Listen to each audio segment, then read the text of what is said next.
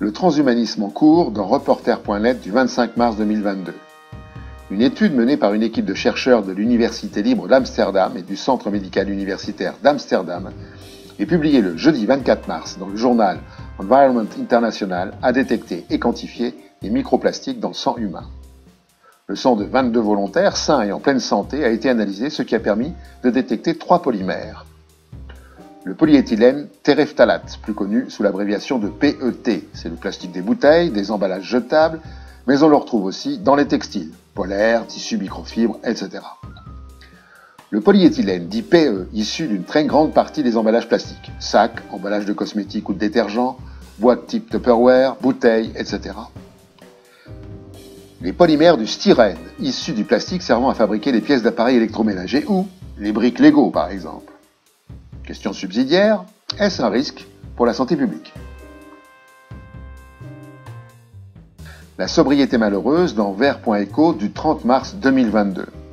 Le baromètre des mobilités du quotidien de mars 2022, réalisé par la Fondation pour la Nature et l'Homme et WeMove, entreprise spécialisée dans la mobilité des publics fragiles, révèle que 13,3 millions de Français sont déjà dans une situation d'insécurité, voire de renoncement à la mobilité, soit 27,6% de la population totale des 18 ans et plus. À cela s'ajoutent 4,3 millions de Français, soit 8,5% de la population de plus de 18 ans, qui n'ont aucun équipement individuel ou abonnement à un service de transport collectif. Parmi ces personnes en voie d'exclusion, les foyers gagnant moins de 1 500 € net mensuels sont particulièrement représentés, 16% d'entre eux, ainsi que les demandeurs d'emploi, 18% d'entre elles et eux, et les non-diplômés, 20%.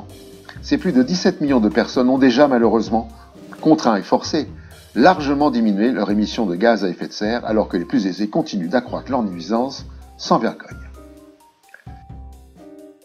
Les banques françaises réchauffent la planète et elles aiment ça dans bonpote.com du 31 mars 2022. La 13e édition du rapport Banking on Climate Chaos révèle que les banques françaises ont alloué plus de 350 milliards de dollars aux énergies fossiles entre 2016 et 2021.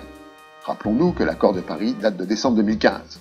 Le financement des énergies fossiles par les 60 plus grandes banques du monde a atteint 4 582 milliards de dollars au cours des 6 années qui ont suivi l'adoption de l'accord de Paris. Pour la seule année 2021, 742 milliards de dollars de financement des énergies fossiles. Aucune baisse notable des financements en 2021 comparé à 2020 et on ne voit pas d'amélioration pour 2022. Les banques françaises ont accordé 131 milliards de dollars de financement aux 100 entreprises qui développent le plus de nouveaux projets d'énergie fossile.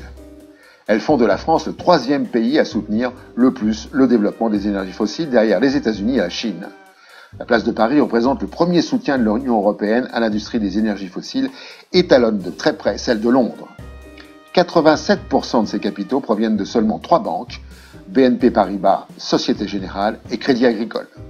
Si vous avez un compte dans l'une de ces 3 banques, vous savez à quoi sert votre argent. Énergie, ça régule plus dans lepoint.fr du 28 mars 2022. Saviez-vous qu'en France, il existe une commission de régulation de l'énergie? Saviez-vous que la dite commission est présidée par un certain Jean-François Carenco? Ce monsieur s'est fait connaître de façon tapageuse en déclarant que les difficultés d'approvisionnement de gaz provoquées par la guerre en Ukraine et la baisse inédite de la production d'électricité nucléaire d'EDF vont nécessairement entraîner des difficultés à l'hiver 2022 si rien n'est fait.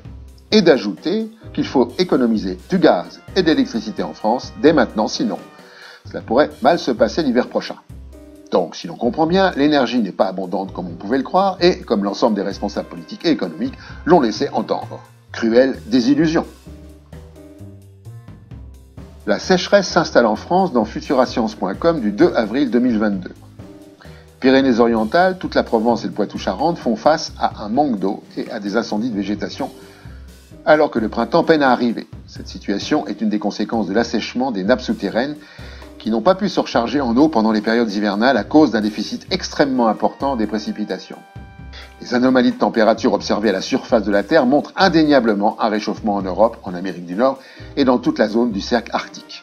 L'agriculture française et mondiale, qui repose à la fois sur l'apport d'eau et la température, s'en trouve doublement touchée. Et la résilience alimentaire est une question à traiter urgemment puisque les réserves manquent déjà pour une bonne partie de la population. Résumons, risque de soif cet été, risque de bougie cet hiver, un périssier à la tête de l'État, 2022 tient toutes ses promesses. Et pour finir, la connerie de la semaine. À la prochaine fois.